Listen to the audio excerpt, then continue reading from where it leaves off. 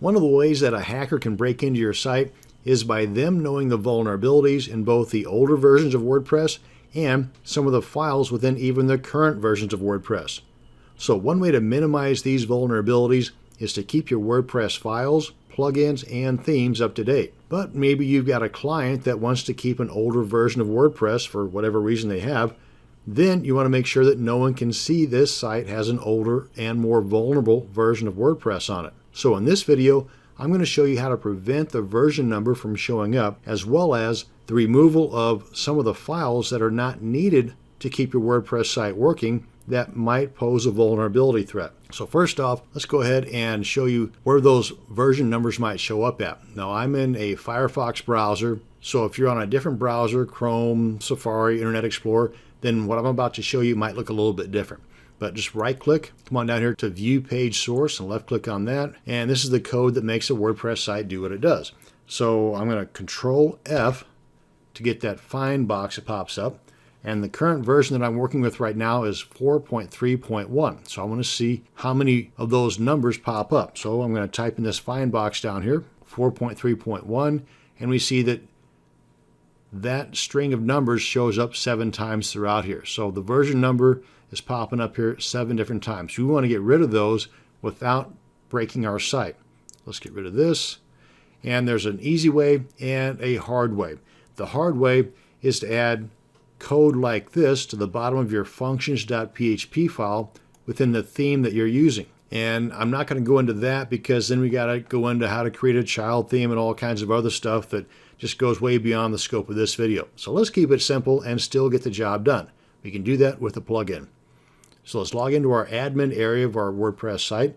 Come on down here to plugins, go to add new, and in the search box, type in Meta Generator, and it should be one of the top results that pop up right here, Meta Generator and Version Info Remover. Click on Install Now, and then Activate Plugin. And as soon as that happens, it just did its job. It just removed those version numbers from showing up. But there's a little more to it than that. If we come over here to Settings, then click on the Meta Generator link, that'll bring us to the settings page for that plugin. Now, since this is a brand new installation of WordPress, it's not required at all. But if you have a seasoned site, one that's got a lot of stuff, a lot of plugins, maybe a lot of content, then there might be some scripts there that require that version number for them to function, in which case you want to keep this plugin from affecting them. And you do that just like it says here by putting in their file names right here, separated by commas. Then come on down here and click on Save Changes. I have not made any changes, so I don't need to save anything, but I do want to come back to the site here, refresh, and then right click, then left click on page source, do a Control F again, and then type in 4.3.1. And you can see that it doesn't show up at all. It has effectively removed all of those and has not damaged the site. The site still works just fine and dandy. Only the hackers, when they come to see the source code, are not going to know what version number this is.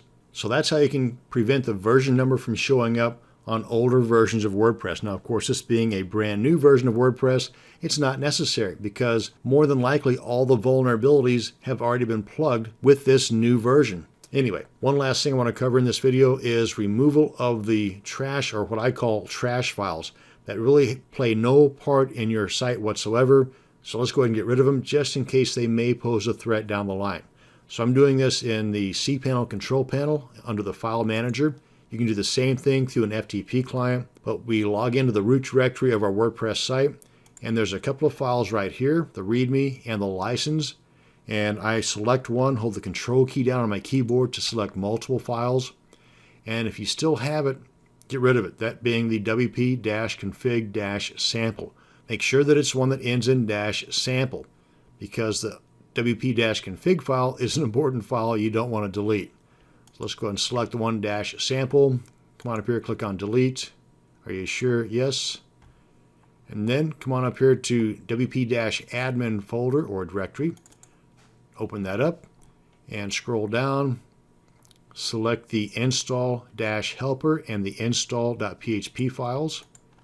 Since obviously we have WordPress installed, we don't need those files any longer. Click on delete, and we are golden. We are good to go. So all of those vulnerabilities have been taken care of. And that's going to bring us to the end of this video. Thanks for watching, and you have a great day.